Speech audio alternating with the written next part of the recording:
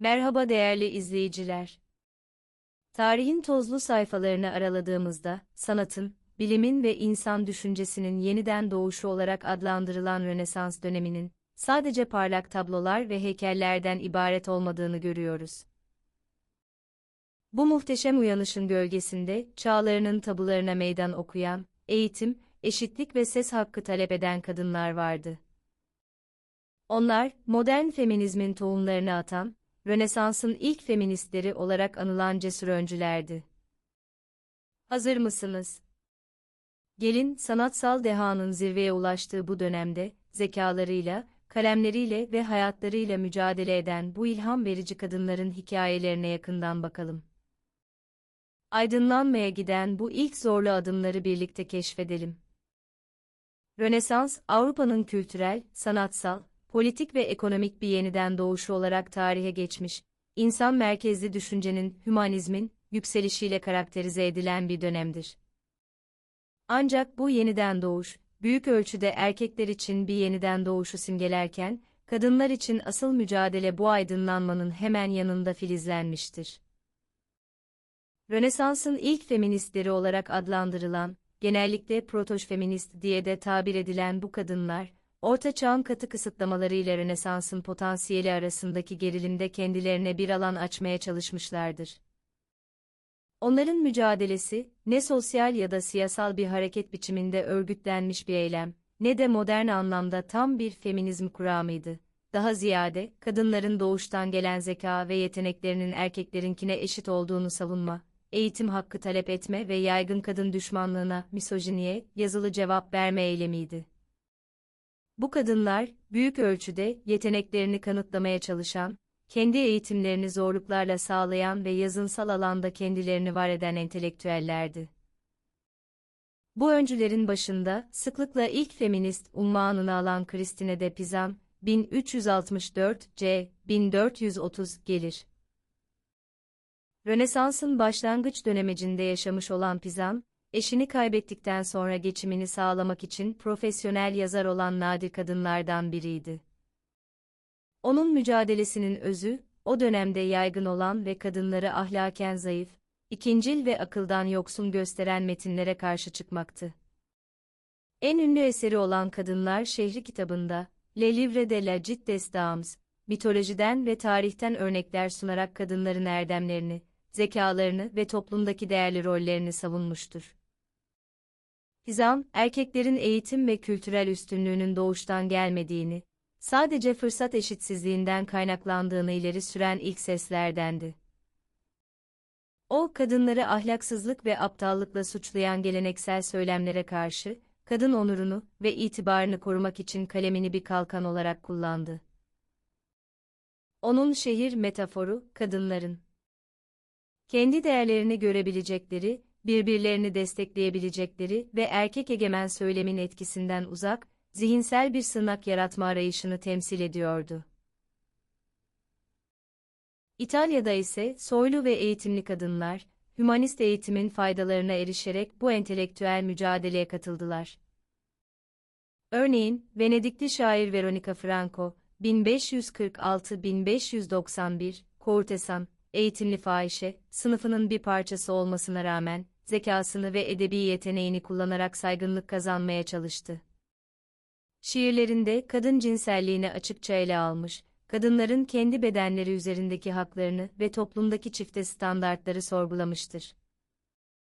Franco'nun mücadelesi, kadınların toplumsal damgalanmalara karşı seslerini yükseltme ve kendi yaşam öykülerini kendi kalemlerinden yazma cesaretini simgeler. Onun mektupları ve şiirleri, erkeklerin kadınlara yönelik ahlaki yargılarına karşı bir meydan okumaydı. Bir diğer önemli figür, Laura Cereta, 1469-1499, İtalyan hümanizmi içinde yetişmiş keskin zekalı bir kadındır. Kısa ömrüne rağmen, yazışmalarında kadınların eğitim hakkını ve entelektüel potansiyelini tutkuyla savunmuştur. Cereta, çağdaşı erkeklerin kadınları aptallıkla itham etmelerine, kadınların entelektüel başarılarını küçümsemelerine ya da alay etmelerine sertçe yanıtlar vermiştir. O, bir kadının eğitim görmesini doğaya aykırı gören zihniyete karşı durmuş, kadınların zihninin erkeklerinkine eşit, hatta bazen onlardan üstün olduğunu dile getirmiştir. Cereta'nın eserleri, kadınların entelektüel çabalarını ciddiye almayan toplumsal iklimle başa çıkmaya çalışan bir kadının kişisel mücadelesini yansıtır.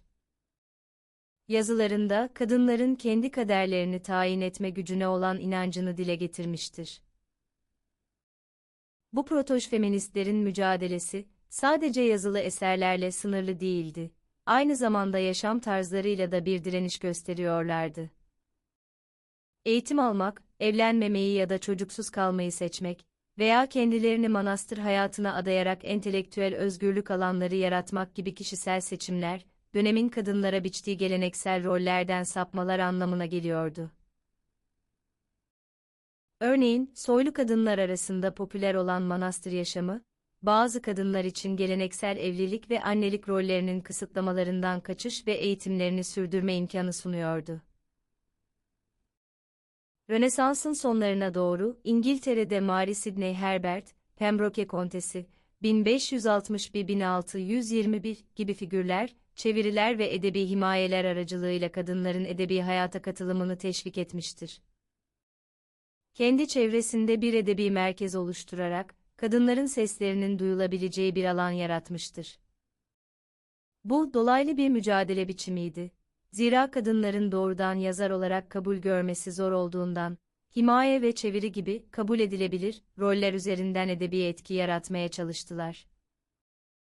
Bu kadınların ortak mücadelesi, Querelle des Femmes, kadınlar üzerine tartışma olarak bilinen Orta Çağ'dan başlayıp 17. yüzyıla kadar süren edebi bir tartışmaya dayanıyordu.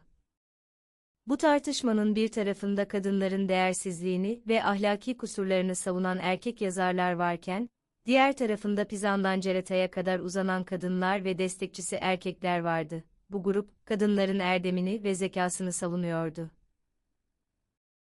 Rönesans'ın ilk feministleri, bu edebi savaşta, kadınların homo sapiens, akıllı insan, tanımının dışında bırakılamayacağını, akıl ve erdemle donatılmış eşit insanlar olduğunu kanıtlama gayreti içindeydiler.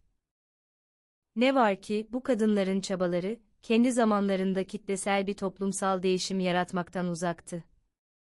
Mücadeleleri çoğunlukla bireyseldi ve yüksek sosyeteden, eğitimli ve ayrıcalıklı kadınlar arasında sınırlıydı.